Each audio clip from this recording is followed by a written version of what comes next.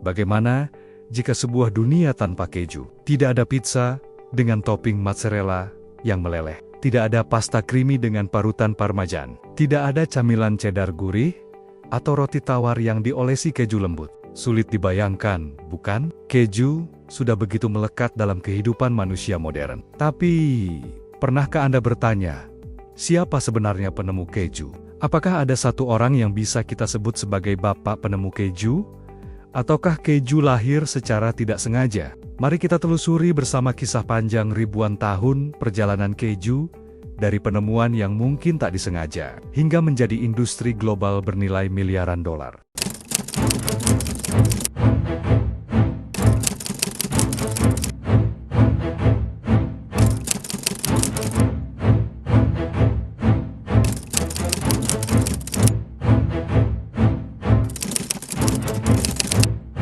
Sejarawan makanan percaya bahwa keju ditemukan lebih dari 7.000 tahun lalu, jauh sebelum peradaban modern. Tidak ada satu orang yang bisa dikatakan sebagai penemu keju, sebab keju muncul di berbagai tempat di dunia hampir bersamaan, dengan caranya masing-masing. Salah satu cerita paling terkenal berasal dari bangsa Arab. Dikisahkan ada seorang pedagang yang bepergian melintasi gurun. Ia membawa susu dalam wadah yang terbuat dari perut domba. Di tengah perjalanan, terik matahari membuat susu itu menggumpal. Cairan putih kental terpisah menjadi dua. Gumpalan padat yang kita sebut keju, dan cairan bening yang kita kenal sebagai whey. Inilah momen pertama keju lahir. Bukan dari eksperimen, melainkan dari kebetulan alam. Namun legenda saja tentu tidak cukup. Bukti arkeologi menunjukkan bahwa keju sudah dibuat sejak 5.500 sebelum Masehi di Eropa Timur.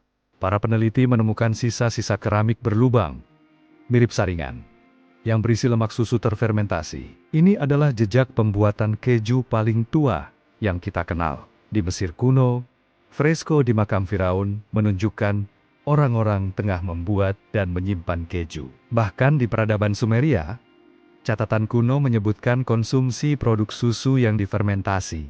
Kenapa nenek moyang kita merasa perlu membuat keju? Jawabannya sederhana. Ketahanan pangan. Susu adalah sumber nutrisi yang luar biasa, tapi mudah basi. Di era ketika belum ada kulkas, manusia mencari cara agar susu bisa bertahan lama. Fermentasi menjadi solusi. Dengan bantuan enzim, bakteri, atau sekedar waktu, susu bisa berubah menjadi keju yang tahan berbulan-bulan, bahkan bertahun-tahun. Selain itu, keju juga lebih mudah dibawa dalam perjalanan jauh dibanding susu cair. Teknik pembuatan keju kuno sangat sederhana. Susu dibiarkan di suhu ruang hingga menggumpal. Enzim alami dari lambung hewan, disebut rennet, membantu proses ini. Gumpalan padat, lalu dipisahkan dari cairan, dipres, dan dijemur.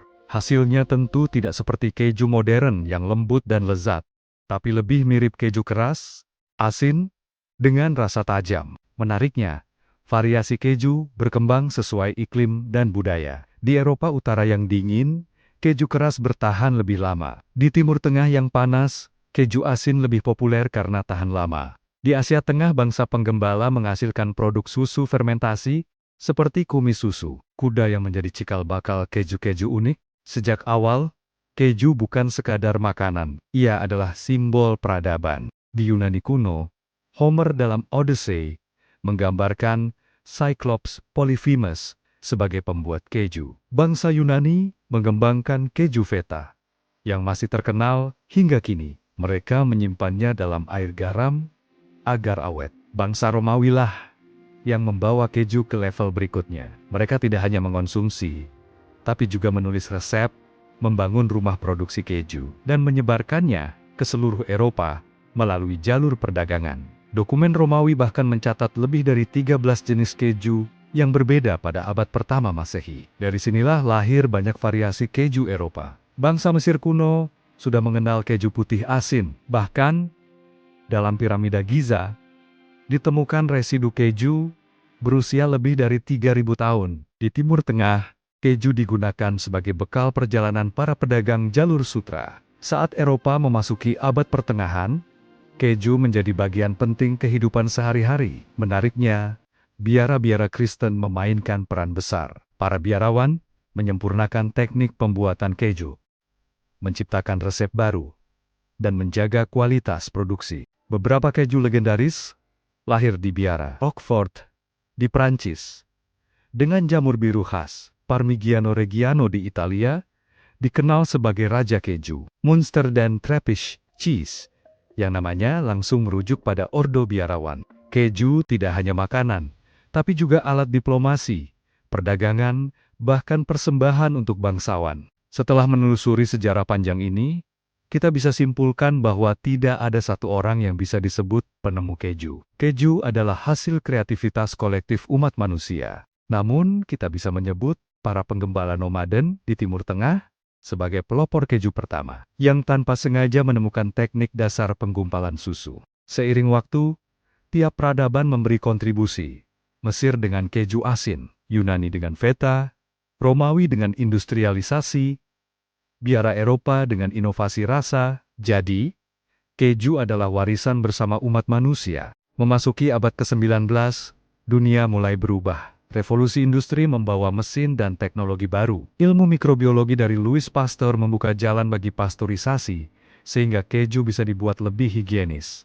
Keju yang dulu hanya bisa diproduksi lokal, kini bisa dibuat massal. Negara seperti Swiss, Prancis, Italia, dan Belanda menjadi pusat produksi dunia. Abad ke-20 melahirkan inovasi seperti proses cheese. Contohnya, merek Kraft yang ditemukan pada ke-1916, keju kini bisa dikemas, diawetkan, dan dikirim ke seluruh dunia. Selain makanan, keju juga jadi ikon budaya. Siapa yang tidak kenal keju?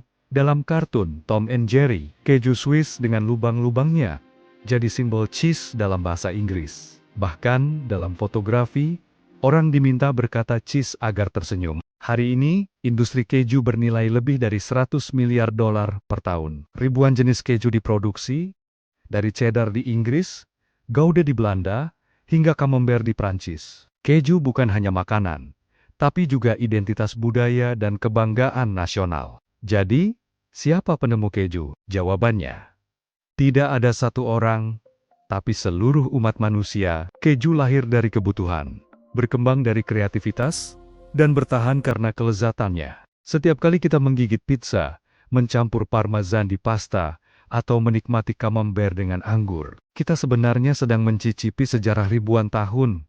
Sebuah hadiah dari peradaban kepada lidah kita.